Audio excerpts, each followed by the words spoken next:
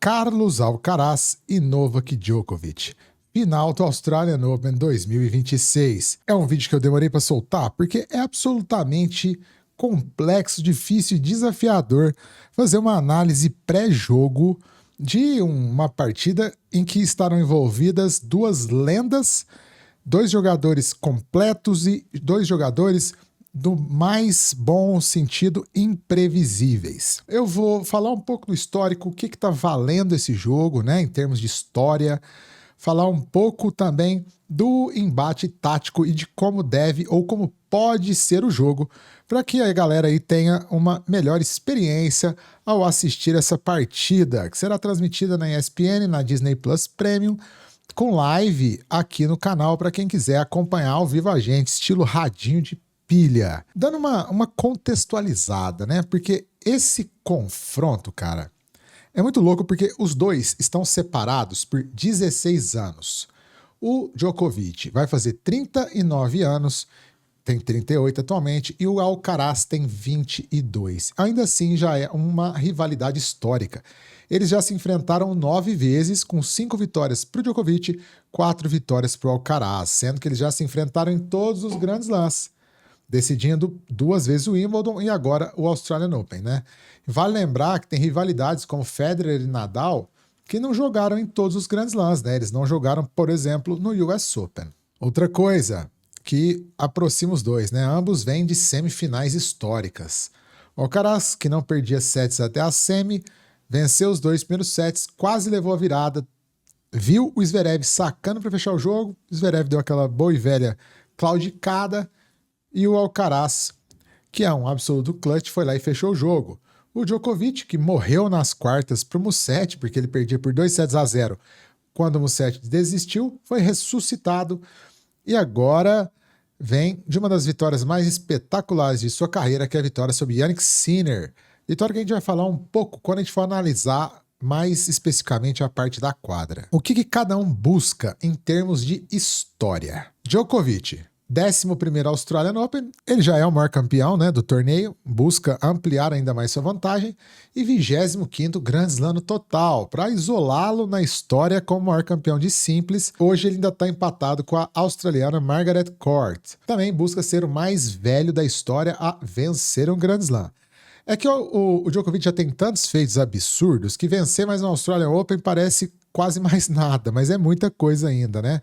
Principalmente quando a gente vê envolvida essa questão da idade. Já o senhor Carlitos, ele busca seu primeiro Australian Open e seu 7º Grand Slam no geral. Busca ser o mais jovem da história a fechar o Grand Slam, ou seja, a ter vencido os 4 slams, já que ele nunca venceu o Australian Open, mas é bicampeão dos outros 3. Além disso, ele busca o recorde de Grand Slams com menos de 23 anos, né? No masculino, isolando-se do Bjorn Borg, que também tem 6 conquistas. Mas mais do que isso, né? Esse pra mim é um jogo de 6 pontos para a história.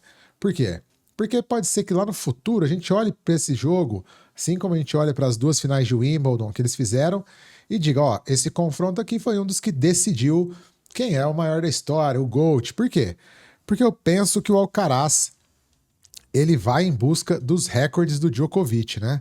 Tá muito longe ainda, mas ele já ganhou muita coisa para quem tem 22 anos. E aí é um jogo de 6 pontos, porque você amplia a sua vantagem em 2, mais ou menos, né? Porque um deixa de ganhar e o outro ganha. É uma conta muito maluca. Agora, uma conta que é bem simples é que se você for comprar raquetes ou materiais em gerais para tênis, bolinha, calçados, roupas, você deve fazê-lo na ProSpin, maior loja, né, de artigos para tênis do Brasil, parceira do canal. Deixei linkado na descrição um link que já vem o nosso cupom, que é o cupom ALEM. Vou deixar também a recomendação de algumas raquetes que estão com um preço legal. Por exemplo, as Pure Aero do Alcaraz, do modelo antigo, que estão na promoção, porque a Babolat em breve lançará os novos modelos. Fiquem de olho que vai ter novidade aqui no canal também. Comprem lá na loja ProSpin. Agora, galera, vamos analisar mais profundamente o jogo, as minúcias do jogo, de como foi, de como pode ser esse jogo a partir de como foram os confrontos anteriores e como os tenistas estão jogando agora, né? Head to head, confrontos diretos, 5 vitórias para o Djokovic, 4 vitórias para o Alcaraz. Mas a gente vai se deter aqui nos jogos que ocorreram na quadra dura, que foram 4. 3 vitórias para o Djokovic, 1 vitória para o Alcaraz, sendo que os 2 jogos mais importantes na quadra dura ocorreram no ano passado. Vitória do Djokovic no Australian Open em 4 sets, quartas de final. Vitória do Carlos Alcaraz em 3 sets no US Open semifinal. Bom, pelo confronto direto, a gente já percebe que a quadra dura, ela favorece o Djokovic. Assim, o Djokovic é o maior jogador de quadra dura da história, né? Favoreceria ele contra qualquer tenista do mundo, mas é que contra o Alcaraz isso é um detalhe, porque o Alcaraz também vai ser um dos maiores jogadores de quadra dura da história, né? Mas o último confronto foi 3-0 para o Carlitos. É um confronto recente, no último Grand Slam, né? E outra informação interessante. Em finais e semifinais realizadas em sessões noturnas no Australian Open, o Djokovic tem 21 vitórias e 0 derrotas. Não só a quadra dura, ela favorece o Djokovic nesse embate, quanto essa condição de ser a sessão noturna, conforme a gente viu nos números, né? A principal vantagem que o Djokovic ganha na quadra dura em relação aos outros pisos contra o Alcaraz é que com o kick mais certeiro da bola na quadra dura, né, sem tanto desvio, isso diminui um pouco a eficácia da variação do Alcaraz e também daquele spinzão brutal que o Carlitos gera na bola, também é mais eficaz no saibro. Algo semelhante ocorria nos embates entre o Djokovic e o Nadal, diga-se. Além disso, né, a quadra ser lenta, ela favorece o Nole, porque ela permite que ele tenha mais tempo para reagir, né, e contra-atacar, defender a potência brutal do Alcaraz, né, e também defender tirando o peso da bola. Então a quadra favorece o Djokovic, ainda que não seja ruim para o Alcaraz. Mas, passando então para um outro elemento que eu acho que ele define, né, que é o seguinte: como estarão os dois do ponto de vista físico?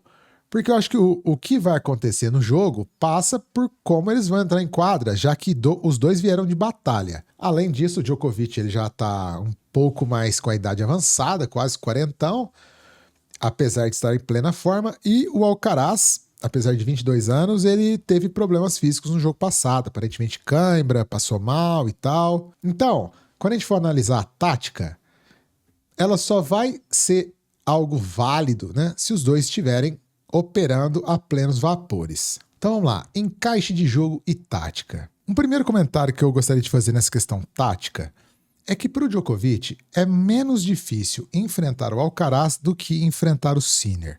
O Sinner é um espelho do Djokovic em alguns aspectos, né? Apesar do Sinner ter menos variação, mas ter mais aceleração, mas é um cara de ritmo, é um cara de mudança de direção, não é um cara, por exemplo, como o Alcaraz, que é de extrema variação, mas que tem um pouco mais de irregularidade e mais de fatores imprevisíveis. E por que então é mais fácil para o Djokovic encarar o Alcaraz? Porque o Djokovic ele consegue neutralizar esses fatores que tornam enfrentar o Alcaraz uma questão caótica. Ele consegue quebrar o ritmo da variação do Alcaraz e que tenha mais dificuldade de gerar peso e aceleração na bola, porque o Djokovic joga a bola muito profunda, sabe tirar ângulos com bolas muito centralizadas, muda a direção da bola como poucos e também sabe tirar o peso da bola. Aquele jogo lá que o Djokovic venceu em Paris, por exemplo, né, nas Olimpíadas, ele ganhou muito tirando o peso da bola, dificultando o Carlitos acelerar a bola, e quando sobrava aí era o Djokovic que ditava o ritmo. É que, em geral, os jogos do Djoko e do Alcaraz são jogos com muitos breakpoints, porque são dois exímios devolvedores de saque dos maiores da história. Então, também tem essa nuance, né? Quem aproveitar melhor esses breakpoints, né, ou quem se defender melhor deles, leva muita vantagem. Vários dos outros jogos foram decididos aí. Não foi o caso do US Open agora, porque o Alcaraz sacou demais e praticamente não teve breakpoint, teve só um breakpoint que foi convertido pelo Djokovic. Agora, aprofundando ainda mais para os nerds que estão assistindo. A questão da nuance mais profunda da tática desse jogo, ela é complexa demais, porque os dois, eles são camaleões e são muito completos, né? Então, os jogos entre eles já foram decididos de acordo com táticas diferentes de ambos os lados, né? Aí é difícil saber quem vai encurtar os pontos, quem vai alongar as trocas e por aí vai. Por quê? Porque já houve situações em que o Djokovic venceu encurtando os pontos, já houve situações em que o Djokovic venceu prolongando os ralis, já houve situações em que o Alcaraz venceu encurtando os pontos e situações em que ele venceu alongando as trocas. Australian Open 2025, ano passado, né? Quais foram as chaves da vitória do Djokovic? Segundo saque dele funcionou muito bem, principalmente ali na direita do Alcaraz, né? No forehand do Alcaraz, aberto no iguais e fechado na vantagem. Isso aí forçou muito o erro do Alcaraz e também facilitou muito a primeira bola do Djokovic. Outro ponto, né? O Djokovic ganhou as trocas longas nos momentos decisivos, né? Aquela quebra de saque do terceiro set que praticamente definiu o jogo. É um exemplo disso, né? Outro ponto é que o Djokovic demoliu o segundo saque do Alcaraz, né? 67% dos pontos ganhos no segundo saque do Alcaraz. Foram as 3 chaves da vitória, né? Além do fato dele estar muito bem fisicamente, o Alcaraz está fazendo algumas mudanças no jogo, está meio perdido, ele estava meio embaralhado mentalmente, aquele jogo, né? O Alcaraz não fez um grande jogo. Já no US Open 2025, que o Alcaraz foi e enfiou 3-0 no Nole, as coisas mudaram completamente, porque o Alcaraz já era um outro jogador ali. Porque a mudança do saque dele já tinha surtido efeito, né? E também ele estava mais regular, porque o Alcaraz compactou os golpes. Ele tá fazendo uma preparação mais curta. Isso gerou mais regularidade para ele, permitiu que ele começasse a jogar o ponto mais dentro da quadra e a devolver o saque mais perto da linha de base. Porque um dos problemas do Alcaraz em outros jogos contra o Djokovic foi devolver muito de trás, né? Isso aí facilitou demais para o Djokovic abrir ângulo e começar o ponto já sem ser atacado. Temos, em relação ao Australian Open do ano passado, esses 2 novos elementos, né? O saque do Alcaraz já funciona muito melhor no US Open 2025, por exemplo, né? Que eu estava falando, ele venceu 84% dos pontos com o primeiro saque, né, em cima do Djokovic, 54% no segundo saque. E nesse Australian Open, o segundo saque do Alcaraz está ainda melhor. Como o Djokovic venceu o Sinner, pode ser uma pista de como ele vai tentar jogar contra o Alcaraz, né? Ele explodiu a bola no forehand, o forehand do Djokovic estava prime do prime do prime, forçou insanamente o segundo saque, no quinto set principalmente e no quarto, Djokovic chegou a sacar 185 por hora o segundo saque, né? Porque era a única maneira de neutralizar a evolução do Sinner. Pode ser que ele faça isso contra o Alcaraz. O Djokovic foi kamikaze calculado em alguns momentos, salvou breakpoint no quinto set, fazendo saque e vôlei no segundo saque e foi para riscos que só craque pode, né? Tipo, em bolas longas, de repente o Djokovic acelerava uma bola que era quase impossível de acelerar. Já o Carlitos, ele vinha vencendo com muita facilidade os jogos, exceto esse jogo contra o Alcaraz, que ele passou mal em 2 sets. Ele estava impondo o jogo dele de potência, pressão e variação. Então, não dá para ter muita pista de como o Alcaraz vai encarar esse jogo contra o Djokovic. Eu acho que vai ser o Alcaraz tentando impor o jogo dele de muita variação, de pancadaria, né, de visceralidade, contra um Djokovic tentando ser camaleão, se adaptar ao jogo. Uma coisa que para o Djokovic, para fechar, que ele vai precisar fazer, uma coisa que é fundamental. Sem isso ele não consegue vencer o jogo, né? Vai precisar ganhar muito ponto de graça no saque para poupar o físico e para ter um certo respiro, né? Não deixar o Alcaraz movimentar ele de um lado para o outro, nem de frente para trás, né? Com as deixadinhas. E para a rede, para anular a variação do Alcaraz, ele faz isso todo jogo contra o Alcaraz, né? Mas basicamente é isso, assim, ambos vão ter que se moldar também conforme a situação. O Djokovic talvez mais do que o Alcaraz, porque eu acho que o Alcaraz ele vai estar na posição de domínio, domínio dos pontos, né, de imposição, ainda que isso não signifique, na verdade, domínio do jogo. E o Alcaraz, ele me parece em posição de se impor, né, porque ele vai seguir o plano tático que deu certo no US Open, né? Basicamente isso. A diferença é que o Djokovic vai chegar mais fresco fisicamente do que no US Open, por exemplo, né? Porque o Djokovic, apesar de ter feito as 4 horas contra o Sinner, as quartas ele jogou só 2 sets e nas oitavas ele sequer entrou em quadra. Galera, complexo, foi bem complexo para mim, porque eu tive que pesquisar e fazer um raciocínio muito profundo para tentar acompanhar isso, ler muito, né? E traduzir isso em palavras para um vídeo é difícil, né? Eu tentei simplificar algumas coisas, outras que não davam. Então, espero que tenha sido legal e que vocês tenham entendido. O fato de eu não poder usar lance de vídeo para ilustrar torna tudo muito abstrato, né? Se tivesse os vídeos para eu analisar, se eu pudesse usar esses vídeos, ficaria muito mais didático. Mas eu tentei fazer algo legal. Ah, outra coisa que eu esqueci de falar, favoritismo, 60-40 pro Alcaraz, mas eu não tenho muita convicção nisso não. Inclusive, eu acho que o senhor de Belgrado vai levar esse jogo em 4 sets. Mas, sendo racional, o favoritismo é do Alcaraz, né? Ele é o atual número 1 do mundo.